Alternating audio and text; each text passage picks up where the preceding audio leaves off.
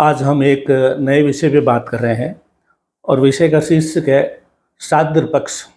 श्राद्ध जो होते हैं, श्राद्ध आते हैं, वो कल 7 सितंबर से लगा करके 21 सितंबर 25 तक पूर्णिमा से, कल पूर्णिमा है, पूर्णिमा से अमावस्या तक जो है श्राद्ध चलते हैं। जो हमारे बुजुर्ग, हमारे पुरख है, जो इस दुनिया से पितृलोक में जा चुके हैं, उनको, पितरों को याद किया जाता है। वो पितर हमारे से मिलने के लिए आते हैं इस श्राद्ध पक्ष में।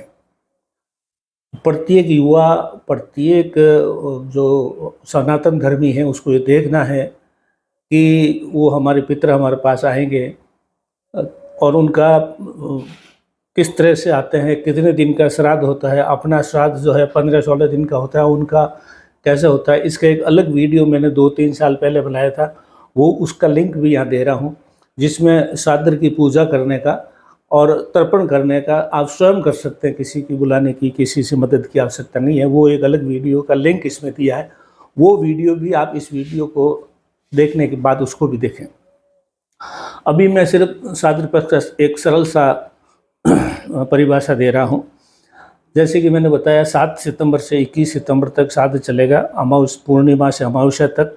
इस बार के श्राद्ध में एक बहुत ही विचित्र संयोग बन रहा है कि 7 सितंबर को कल श्राद्ध लगेगा, चंद्रग्रहण है, मतलब श्राद्ध शुरू होगा वो चंद्रग्रहण में होगा, और 21 सितंबर को श्राद्ध खत्म होगा तब भी सूर्य ग्रहण है। ये एक विचित्र संयोग, बहुत कम ऐसा हुआ है पहले कि श्राद्ध के आरंभ के दिन भी चंद्र ग्रहण है और श्राद्ध जिस दिन 21 सितंबर को ख़त्म होगा उस दिन भी सूर्य ग्रहण है। तो एक विचित्र संयोग है। खैर, वो कोई बात नहीं है। अब हमें ये देखना है कि श्राद्ध जो श्राद्ध मनाया जाता है, ये हमारे पूर्वज हमारे से इस पीरियड में मिलने के लिए आते हैं। जिस तिथि को, जिस देसी तिथि को आपके पूर्वज की पिता, माता, दादा, परदादा जिनकी भी मृत्यु हुई है, उसी तिथि को वो श्राद्ध मनाया जाता है। तो अपने उनकी तिथि नोट कर ले। मैं, बुजुर्ग तो सब जानते हैं, मैं विशेषकर युवाओं के लिए, छात्रों के लिए बता रहा हूँ कि आपको ये वैज्ञानिक है, सब अवैज्ञानिक नहीं। इसलिए मैं आपको ये वीडियो मोटिवेशनल चैनल पे भी अपलोड इसीलिए कर रहा हूँ। वो हमारे से मिलने आते हैं, उनको हमारे से कुछ नहीं चाहिए। वो पितृलोक जो है वो सूर्य लोक के पास में है, तो उनको सूर्य की तपत से, सूर्य की गर्मी से वो बहुत परेशान हो जाते हैं। उनको प्यास लगती है, कंठ सूख जाते हैं।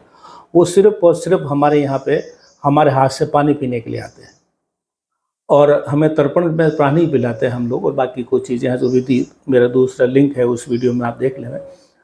और कुछ नहीं चाहिए उनको, अपने संतान से उनको पानी चाहिए पीने के लिए। अब है कि वो कहाँ पे आते हैं।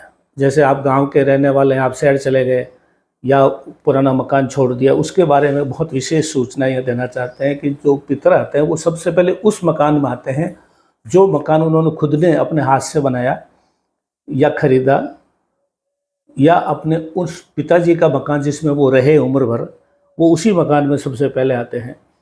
और वहाँ कोई नहीं मिलता है या उस मकान में अव्यवस्था मिलती है उनको। कई लोग शहर, गांव से शहर शिफ्ट हो गए या मकान चेंज कर लिया, लेकिन आपको ये ध्यान रखना है, मकान बेच दिया है तो बात अलग है, अगर आपने नहीं बेचा है तो उसको सफाई ज़रूर रखा करें। आप खुद जाके करें या किसी से करवाएं, लेकिन जिस दिन वो मकान कबाड़ में परिवर्तित हो गया तो वो पूर्वज जो है सबसे पहले उसी मकान में आएंगे जिसमें उन्होंने ख़रीदा था, जिसमें वो रहे थे। वहाँ आकर के वो अगर मकान की स्थिति खराब देखेंगे तो बहुत पीड़ा होती है, वो रोएंगे और अपने संतानों को, यानी हमारे को, वो कुछ न कुछ हो सकता है कि कष्ट दें, शराब दे के चला जाए। उनको बहुत पीड़ा होती है। उनका बनाया हुआ मकान अगर अव्यवस्थित है तो, वहाँ नहीं है तो फिर वो आते हैं वहाँ पे जहाँ पे उनकी मृत्यु हुई थी। मान लो किसी के 4-5 बेटे हैं, वो किसी एक बेटे के पास वृद्धावस्था में रहने चले गए, तो वो बेटा कहीं अलग रह रहा है, उसी मकान में रह रहा है, जब तो कोई चिंता नहीं, वहीं मिल जाएगा। अन्य जगह रह है तो जिस बेटे के वहाँ वो रह रहे थे, माता या पिता कुछ भी हो, तो वो उस बेटे के पास, उस बेटे के घर में जाएंगे जहाँ पे उनकी लास्ट में मृत्यु हुई थी। तो ये इसके सिस्टम है। बाकी जो चीज़ें हैं वो चीज़ें जो है श्राद्ध पक्ष में बिल्कुल ही आत्मा से मनाएं, बहुत हृदय से मनाएं, बहुत बुजुर्गों का आशीर्वाद प्राप्त करने के लिए मनाएं, क्योंकि वो जब तक पितृलोक में है, जब तक अपना हम हमारे से कनेक्ट है, तो पितृलोक में है या आगे निकल गए इसका हमें आभास नहीं होता। इसलिए सनातन धर्म में नियम बनाया हुआ है कि जो है श्राद्ध पक्ष जो है पूर्णिमा से लगाकर अमावस्या तक मनाया जाता है, और जिस दिन उनकी मृत्यु हुई उस दिन उनका श्राद्ध मनाया जाता है।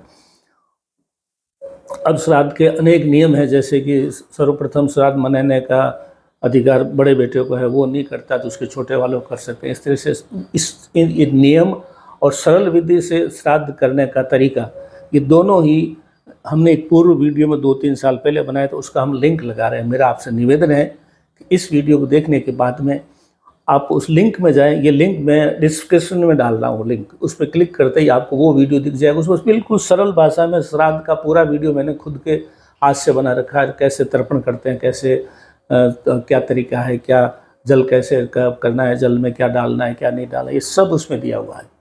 तो उस वीडियो को आप चाहें तो लिंक को आगे के लिए भी सेव कर लें, या अभी तो आप कम से कम इस लिंक को देखें। तो आज का वीडियो मैंने इसलिए बनाया है कि कल से ही श्राद्ध पक्ष शुरू हो रहा है। हमारा दायित्व है, ये खाली ज्योतिष का, एस्ट्रोलॉजी का, खाली धर्म का विषय नहीं है, ये वैज्ञानिक विषय है। पूर्वजों का हमारे ऊपर अधिकार है, उनका ऋण हमारे ऊपर रहता है, उस ऋण को चुकाने की ड्यूटी हमारी है। अगर पूर्वज नाराज़ है, अगर पूर्वज कष्ट में है, अगर पूर्वज को हम श्राद्ध पक्ष में जल भी नहीं पिला सकते हैं, तो हमारे से ज़्यादा हल्का, घटिया और एहसान फरामोश कोई संतान हो नहीं सकती। तो आज अमर लाइफ कंसल्टेंट में और अमर एस्ट्रोलॉजी में इतना ही दोस्तों, धन्यवाद।